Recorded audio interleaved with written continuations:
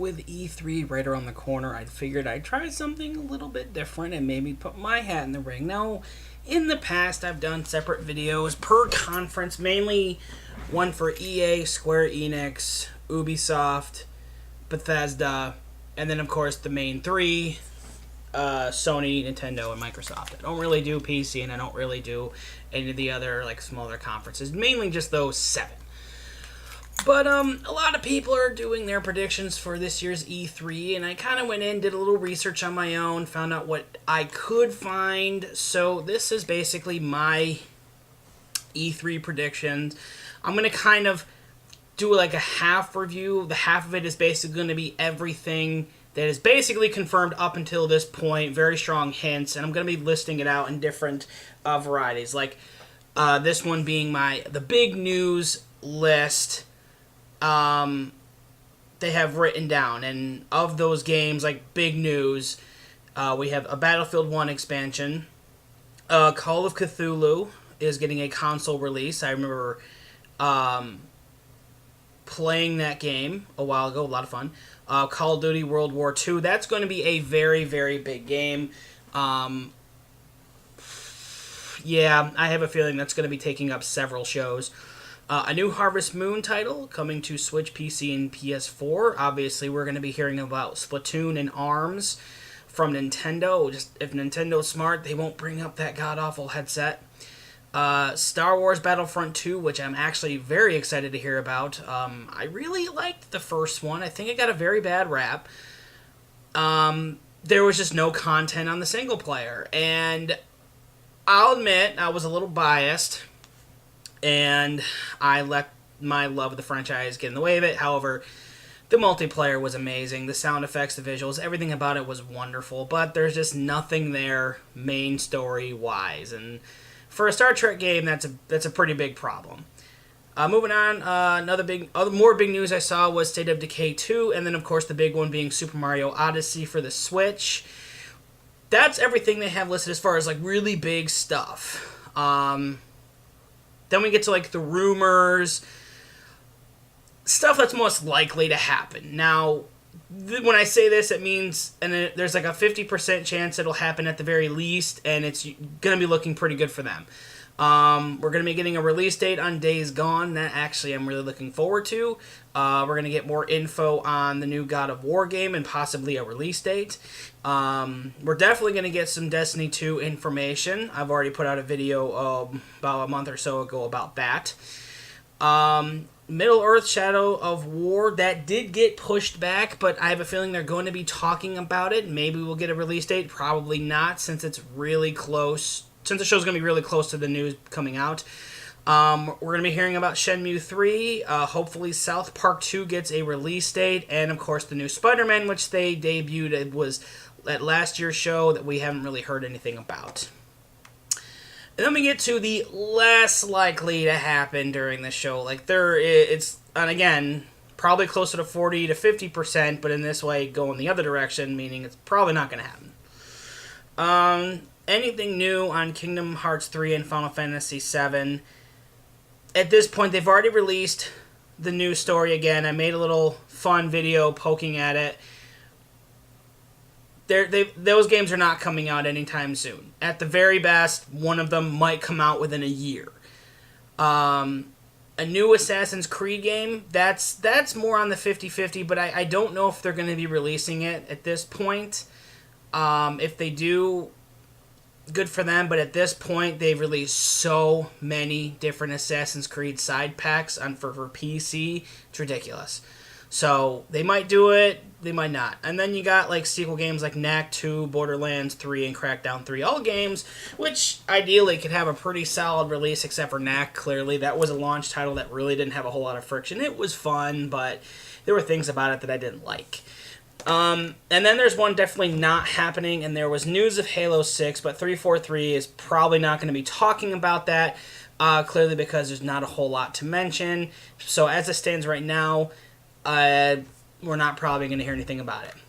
So that's pretty much what's on their docket.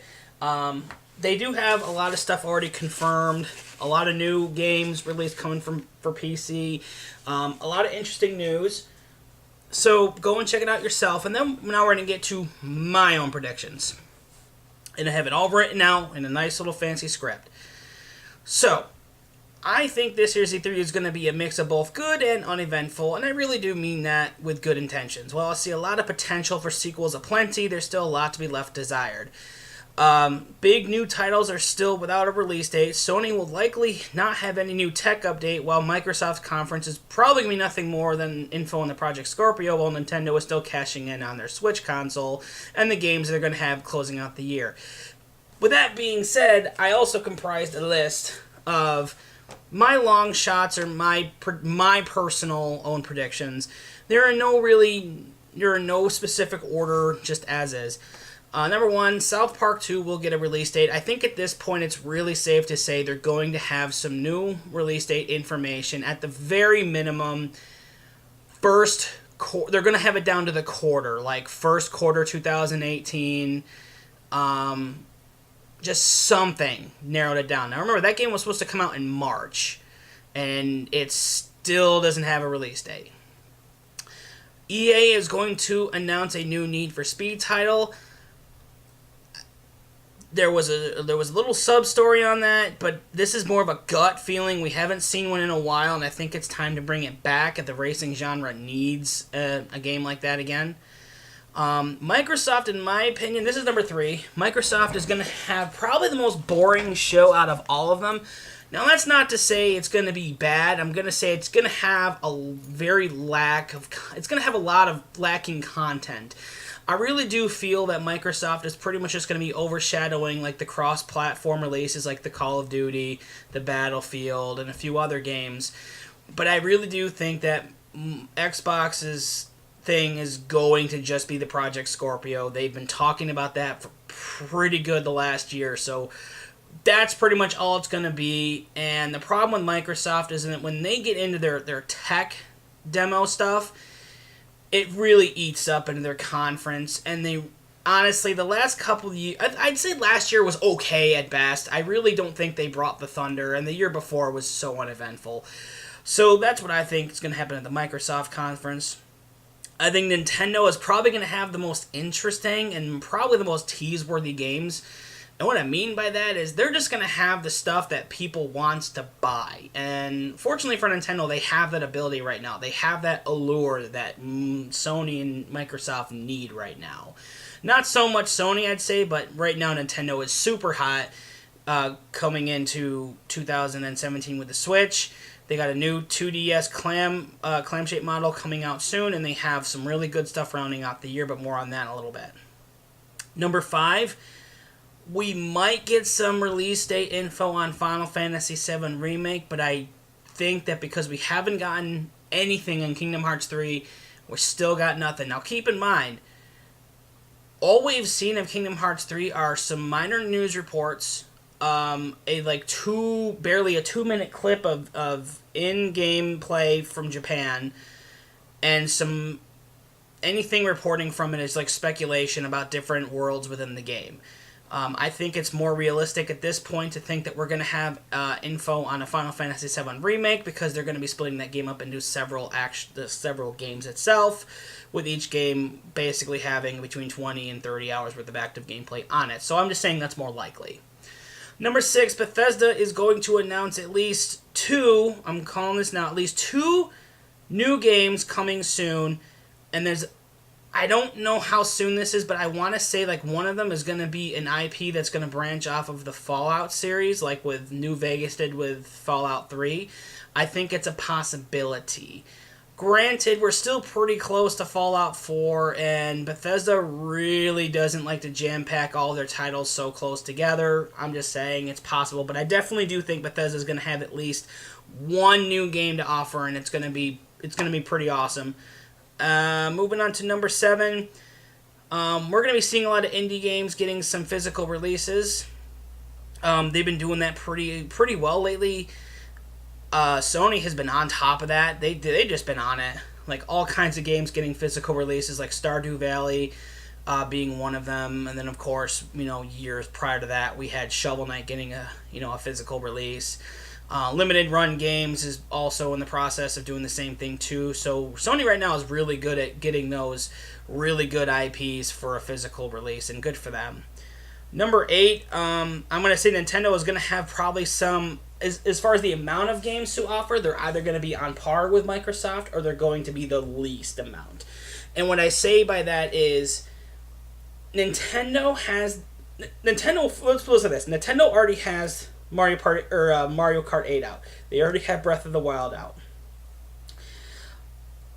They've got some good titles coming out at the end of the year, but Nintendo is also not one at these events to really go all out. They usually have their conferences and their direct shows around I want to say the very end of the year, if not the very beginning of the following year, and they do that to generate buzz. So I feel like this conference is going to be, again, more on their new 2DS design, the Mario Odyssey coming out, more news on their third-party developer titles. We're probably going to, I think a big one they're going to have, honestly, is going to be news of Super Smash Bros. Coming to the Switch, which will probably be some of the biggest news we're going to get from Nintendo. I'm going to say, number 9, I'm going to say I think Square Enix might have the worst show of the entire thing, and that really hurts me to say because with games like EA and Ubisoft, like, these are games that really try to, they love promoting the games that have all the microtransactions. Ubisoft is getting pretty bad at that, but they've leveled it out some.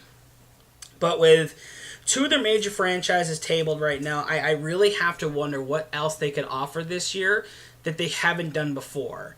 So I really have a feeling that the standard already right now for them is high, because again, their 2 biggest franchises, Final Fantasy and Kingdom Hearts, they have nothing new to offer. So I have a feeling just because they can't live up to that, they might not be able to get up to that standard, and the fans are already clearly pissed off, more so than me. So I'm just saying they might just be walking into a bandsaw from the get-go. So there's that. And the number 10, we're going to be seeing a lot of new original content. A lot of it going to be coming to PC, it looks like. But we are going to see some new original title, obviously. And I do feel like this is going to be the year where we're just going to get hit with it and hit with it hard. We're going to have so many new games coming on over the next year, it's going to make our head spin. Last year, we got hit with a lot of big title releases. I want to say for the most part, the majority of them were pretty good. I know some people were very skeptical on The Last Guardian. I myself have yet to play it. Some people have said it was really good. Other people, not so much. But anyway, that's just my opinion on the matter. So, that's going to do it on my E3 prediction video. Let me know what you think in the comments. Just thoughts in general. Maybe make a video in response to it. Let me know what you think might happen. I'm going to just, on a percentage, I'm going to say about 75% of everything I just said is likely going to happen. And if it doesn't, well, oh well. So that's going to do it for this one. Again, let me know what you think down below, what you think is going to happen at E3, any big surprise announcements, and anything big they actually do point out, I'll probably make a video on it. So until next time, I'll see you later.